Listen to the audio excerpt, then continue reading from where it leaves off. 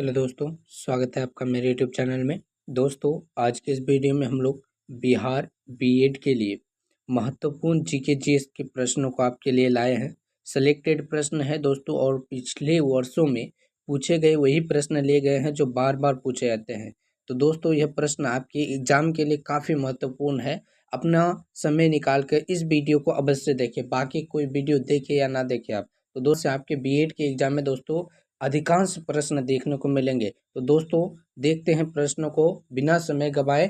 यदि चैनल पर पहली बार है तो चैनल को सब्सक्राइब करें, से जुड़ जाइए। वीडियो हमारी पसंद आ रही है तो वीडियो को लाइक जरूर करिए। तो दोस्तों, बिना समय गवाए चलते हैं प्रश्नों को और देखते हैं प्रश्नों के लेवल को।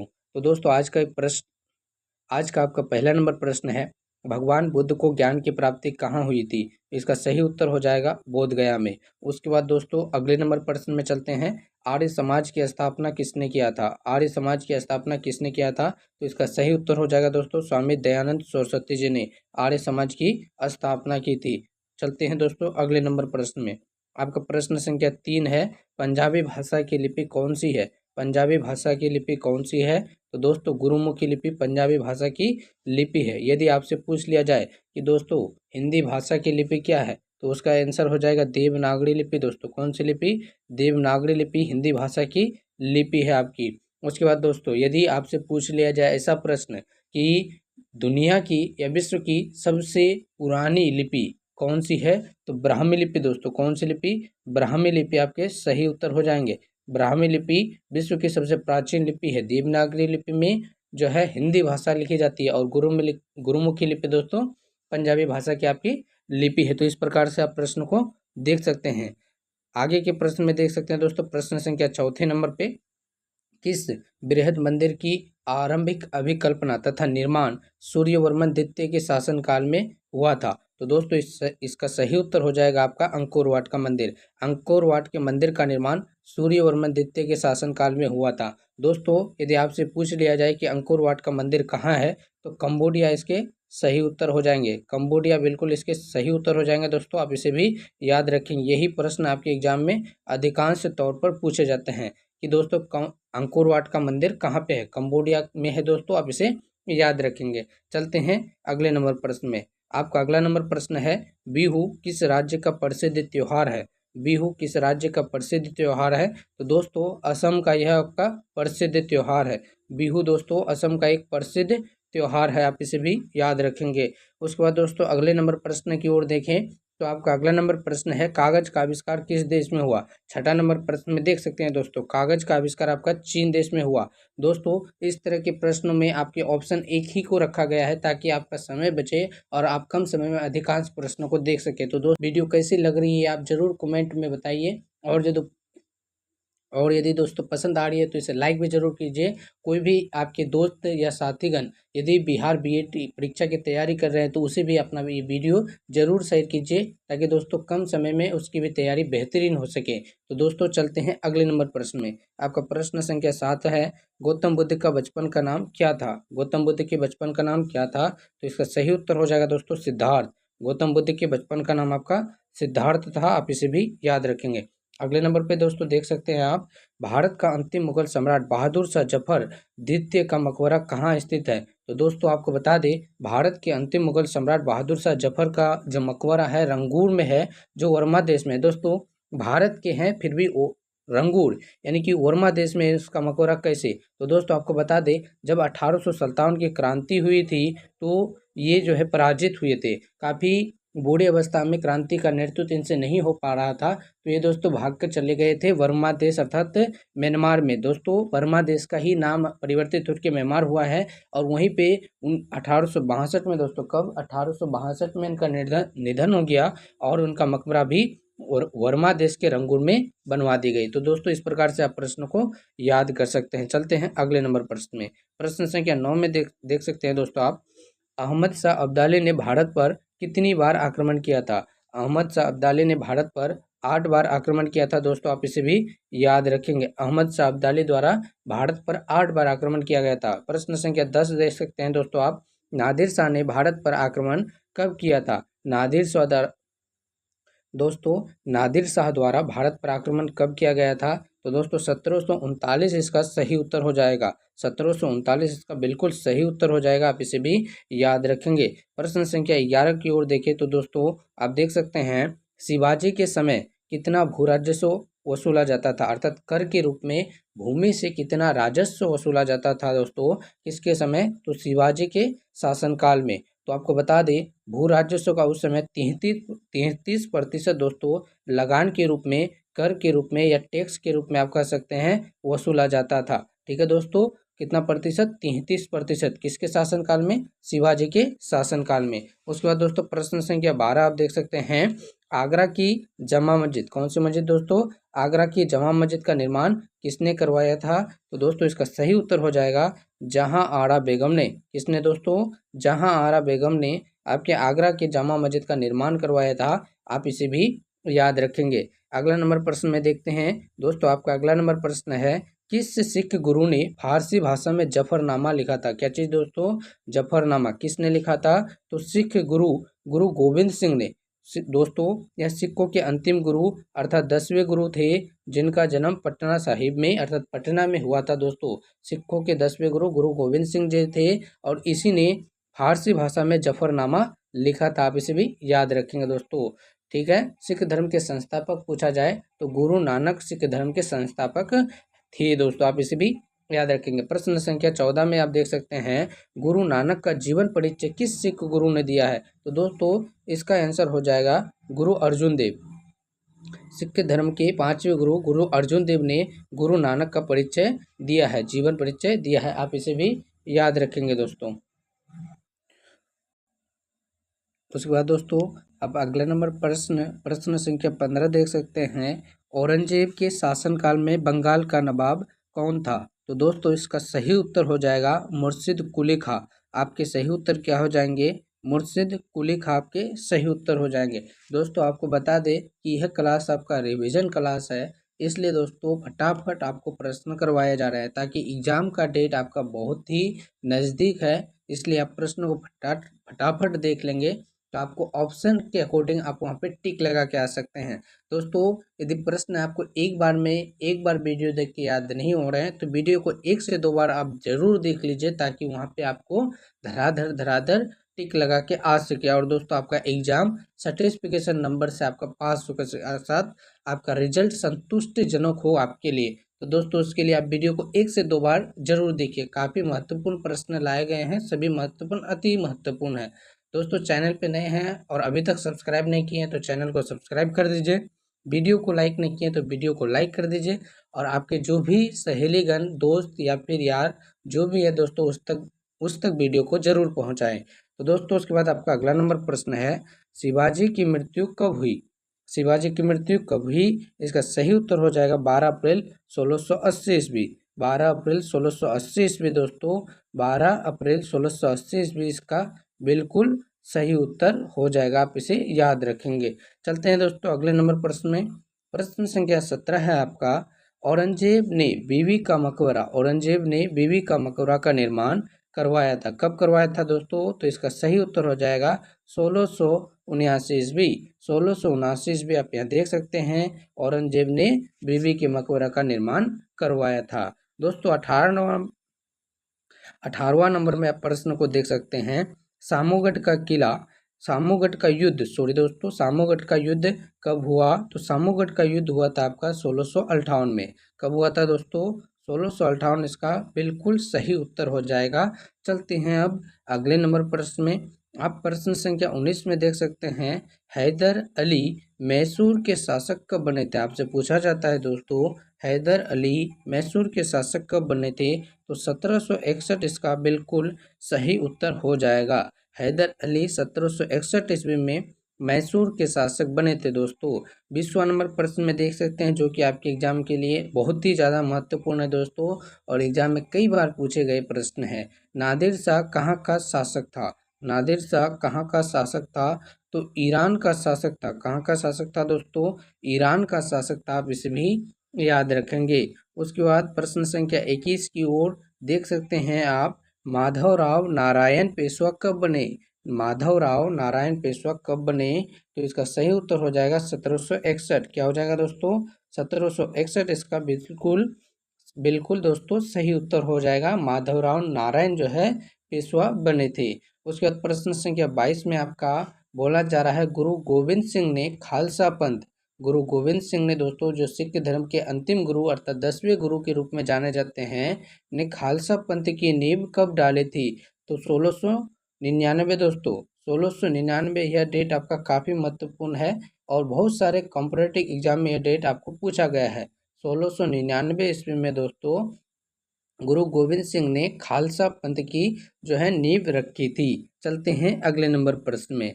प्रश्न संख्या 23 में आप देख सकते हैं, किस गुरु ने विद्रोही मुगल राजकुमार की सहायता धन और मन से की थी? किस गुरु ने दोस्तों, किस गुरु ने? तो वो थे आपके गुरु अर्जुन देव। सिखों के 5वें गुरु गुरु अर्जुन देव थे दोस्तों, जिसने विद्रोही मुगल राजकुमार की सहायता धन और मन से की थी। कौन थे दोस्तों? गुरु अर्जुन देव, सिखों के 5वें गुरु। गुरु अर्जुन देव सिखों के 5वें गुरु। प्रश्न संख्या 24 में देखते हैं दोस्तों, वह आपका सैयद बंधुओं का पतन किसके समय में हुआ? सैयद बंधुओं का पतन किसके समय में हुआ? तो उसका सही उत्तर हो जाएगा मोहम्मद शाह। सैयद बंधुओं का पतन दोस्तों आपके मोहम्मद शाह के समय में हुआ था। प्रश्न संख्या 25 में देख सकते हैं आप, फर्रुखसियर क्या है दोस्तों? फर्रुखसियर किसके सहयोग से मुगल बादशाह बना? फर्रुखसियर किसके सहयोग से मुगल बादशाह बना? तो दोस्तों सैयद बंधु आपके बिल्कुल सही उत्तर हो जाएंगे। सैयद बंधु की सहायता से दोस्तों फर्रुखसियर जो थे आपको मुगल शासक या मुगल बादशाह कह सकते हैं आप, बन पाने में सक्षम रहा था दोस्तों। 26वां प्रश्न आप देख सकते हैं नीचे, भारत पर आक्रमण करने वाले किस ईरानी शासक को ईरान का नेपोलियन कहा जाता है? दोस्तों बहुत ही मोस्ट इंपोर्टेंट प्रश्न है, सभी कॉम्पिटिटिव एग्जामों के लिए या फिर आपका सिलेक्टेड प्रश्न है दोस्तों, तो इसे भी आप बहुत अच्छे ढंग से याद कर लेंगे। दोस्तों आप वीडियो को अगर 2 से 3 बार देख लेते हैं तो आपको सभी प्रश्न आपके एग्जाम तक याद रहेंगे। तो दोस्तों वीडियो को 1 से 2 बार आप अवश्य देखिए। आपका प्रश्न है, ईरान का नेपोलियन किस ईरानी शासक को कहा जाता है? तो इसका सही उत्तर हो जाएगा नादिर शाह। नादिर शाह को दोस्तों ईरान का नेपोलियन कहा जाता है। दोस्तों साथ ही साथ आपको एक बात, एक जानकारी, महत्वपूर्ण जानकारी यहाँ दे दें कि भारत का नेपोलियन किस शासक को कहा जाता है। दोस्तों यदि आपको पता है तो कमेंट के माध्यम से इसे जरूर बताएं, अन्यथा वीडियो पर कंटिन्यू बने रहिए, आपको सभी जानकारी यहाँ पे मिल जाएगी। तो दोस्तों भारत का नेपोलियन आपको समुद्रगुप्त को कहा जाता है। किसे दोस्तों? समुद्रगुप्त को कहा जाता है। यह भी काफ़ी महत्वपूर्ण प्रश्न है, इसे भी आप अवश्य याद कर लेंगे। दोस्तों समुद्रगुप्त को भारत का नेपोलियन कहा जाता है और नादिर शाह को ईरान का नेपोलियन कहा जाता है। आप इन दोनों ही प्रश्नों को याद रखेंगे। चलते हैं अगले नंबर प्रश्न में। आपका अगला नंबर प्रश्न है, किस राज्य के शासक दोस्तों किस राज्य के शासक नवाब वजीर कहलाते थे? किस राज्य के शासक? तो अवध के शासक। किस राज्य के शासक दोस्तों? अवध के शासक। आप इसे याद रखेंगे। जो अवध के शासक होते थे वो नवाब या वजीर के रूप में कहलाते थे। दोस्तों 28वां नंबर प्रश्न में आप देख सकते हैं यहाँ पे, आदि ग्रंथ का समायोजन किसने किया था? तो दोस्तों आपके सिख धर्म के 5वें गुरु गुरु अर्जुन देव ने आदि ग्रंथ का समायोजन किया था। किसने दोस्तों आदि ग्रंथ का समायोजन किया था? तो सिख धर्म के 5वें गुरु गुरु अर्जुन देव जी। चलते हैं अगले नंबर प्रश्न में।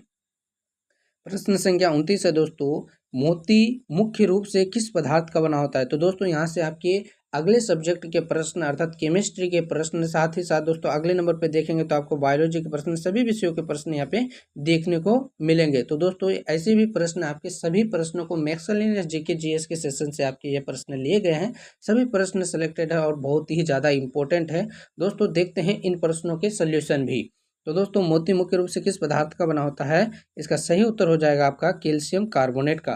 किसका दोस्तों? कैल्शियम कार्बोनेट का मोती जो है बना होता है। तो दोस्तों आप इसे भी याद रखेंगे। चलते हैं अब अगले नंबर प्रश्न में। आपका प्रश्न संख्या 30 है। आप देख सकते हैं यहाँ पे प्रश्न संख्या 30 के रूप में, मानव शरीर में अधिकांश मात्रा में कौन सा तत्व पाया जाता है? तो दोस्तों ऑक्सीजन आपका एक तत्व है और सबसे अधिक हमारे शरीर में अगर कोई तत्व पाया जाता है तो उसकी भी यह मात्रा ऑक्सीजन। साथ ही साथ दोस्तों आपको ये चीज़ भी बताना अति आवश्यक है कि हमारे वायुमंडल में दोस्तों हमारे वायुमंडल में नाइट्रोजन है 78%। वर्तमान समय में नाइट्रोजन 78 दशमलव कुछ प्रतिशत है, लेकिन आप 78% मान के चलेंगे। ऑक्सीजन की जो मात्रा है दोस्तों, ऑक्सीजन की मात्रा है 21%। ऑक्सीजन की मात्रा कितनी प्रतिशत है दोस्तों? 21%। और सबसे इम्पोर्टेंट जो आपकी एग्जाम में बार बार पूछे जाते हैं, कार्बन डाइऑक्साइड CO2 की मात्रा। तो दोस्तों आपको बता दें, वर्तमान समय में वायुमंडल में, हमारे वायुमंडल में 0.03% जो है आपका कार्बन डाइऑक्साइड है। आप इस प्रश्न को अवश्य याद कर लेंगे और रट रट के याद कर लेंगे दोस्तों, क्योंकि ये प्रश्न आपके एग्जाम में कई बार पूछे गए हैं और पूछे जाने की बहुत अधिक संभावना है। तो दोस्तों कार्बन डाइऑक्साइड की अभी वायुमंडल में मात्रा कितनी है?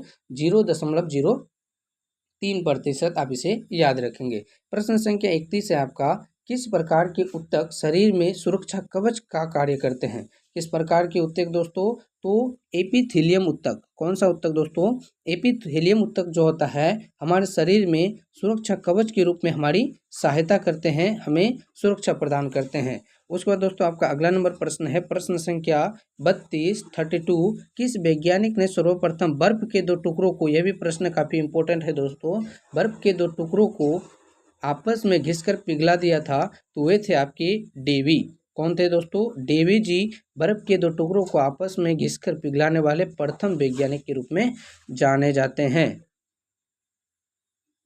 उसके बाद दोस्तों आपका प्रश्न संख्या 33 है। आप देख सकते हैं, सबसे अधिक तीव्रता की ध्वनि कौन उत्पन्न करता है? सबसे अधिक तीव्रता की ध्वनि आपका जो है भारत का राष्ट्रीय पशु के रूप में आप जिसे जानते हैं दोस्तों, बाघ, सबसे अधिक तीव्रता की ध्वनि वही उत्पन्न करता है। उसके बाद दोस्तों 34वां नंबर प्रश्न में देख सकते हैं, सूर्य ग्रहण के समय सूर्य का कौन सा भाग दिखाई देता है?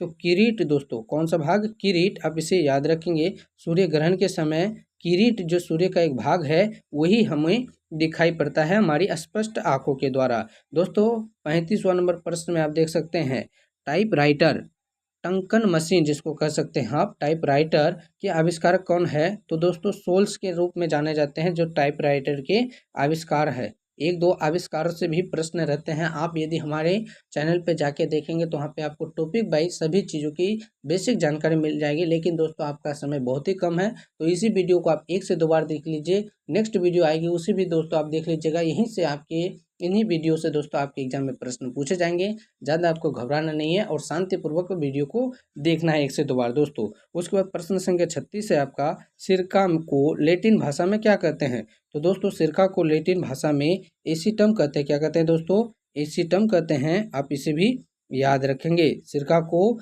लैटिन भाषा में एसीटम कहते हैं और सिरका में एसिटिक अम्ल पाया जाता है दोस्तों। कौन सी अम्ल? एसिटिक अम्ल पाए जाते हैं। आप इसे याद रखेंगे। सिरका में कौन सी अम्ल दोस्तों? एसिटिक अम्ल पाए जाते हैं। सबसे ज़्यादा इंपॉर्टेंट प्रश्न यही है आपका। एसीटम आपसे कम पूछे जाएंगे, लेकिन सिरका में कौन सा अम्ल पाया जाता है ये ज़्यादा पूछे जाएंगे, तो आप इसे भी याद रखेंगे। प्रश्न संख्या 37 है दोस्तों, कपड़ों के जंग के धब्बे हटाने के लिए उस पर किसका प्रयोग किया जाता है? हम उस पर किसको धोवन प्रक्रिया में लाते हैं? तो दोस्तों ऑक्जेलिक अम्ल। ऑक्जेलिक अम्ल से हम कपड़ों के दाग धब्बे को हटाने का कार्य करते हैं। दोस्तों यदि आपसे पूछा जाए कि इसका जैविक पदार्थ क्या है, अर्थात ऑक्जेलिक अम्ल किससे प्राप्त किया जाता है, तो टमाटर में दोस्तों, टमाटर में आपका ऑक्जेलिक अम्ल प्राप्त होता है। टमाटर से दोस्तों ऑक्जेलिक अम्ल प्राप्त होता है। आप इसे भी याद रखेंगे, जिसका उपयोग हम लोग कपड़ों के दाग धब्बे हटाने में करते हैं। उसके बाद प्रश्न संख्या 38 है दोस्तों आपको, गन्ने में लाल सड़न रोग, गन्ने में लाल सड़न रोग किसके कारण उत्पन्न होता है? तो इसका सही उत्तर हो जाएगा आपका कवकों के द्वारा। गन्ने में लाल सड़न रोग उत्पन्न होने के एक मुख्य कारण है दोस्तों कवक।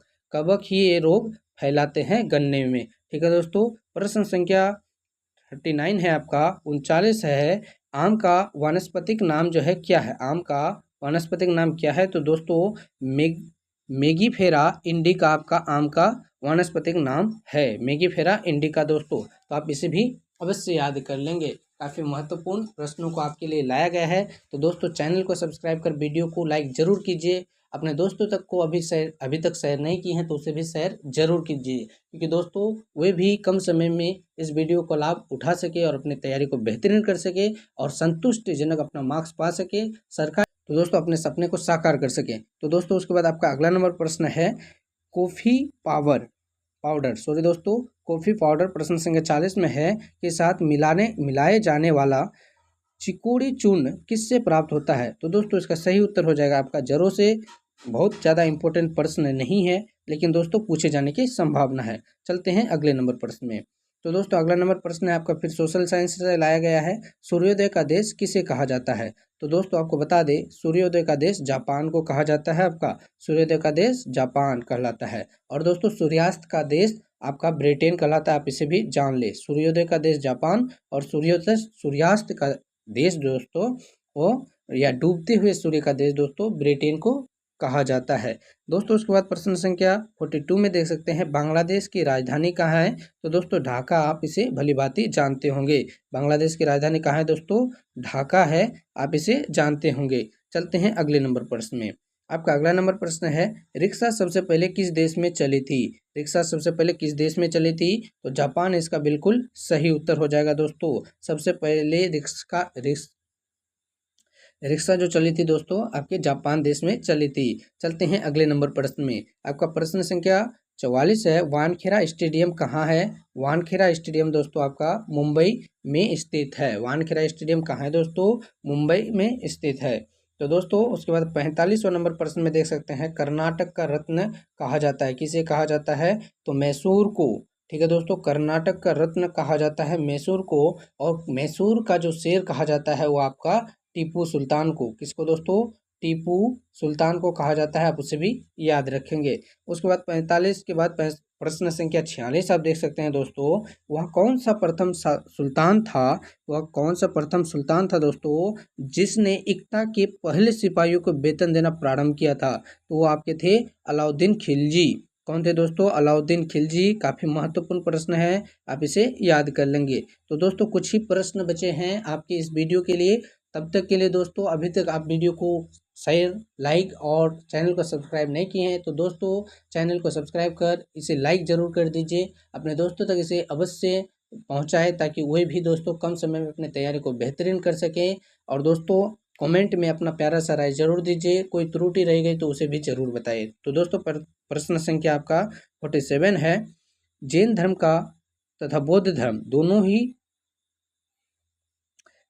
दोस्तों प्रश्न संख्या 47 है, जैन धर्म तथा बौद्ध धर्म दोनों ही किसमें विश्वास करते हैं? तो इसका सही उत्तर हो जाएगा दोस्तों, कर्म तथा पुनर्जन्म के सिद्धांत पर दोनों ही विश्वास करते हैं, जैन धर्म और बौद्ध धर्म। दोस्तों जैन धर्म के आपके संस्थापक महावीर स्वामी कहलाते हैं और बौद्ध धर्म के संस्थापक गौतम बुद्ध माने जाते हैं। आप इसे भी याद रखेंगे। प्रश्न संख्या 48 में देख सकते हैं, छत्रपति शिवाजी का राज्याभिषेक वाला पंडित गंगा भट्ट कहाँ का निवासी था? तो दोस्तों वाराणसी का निवासी था। बनारस जिसको आप जानते हैं, बनारस के नाम से भी आप इसे जानते होंगे।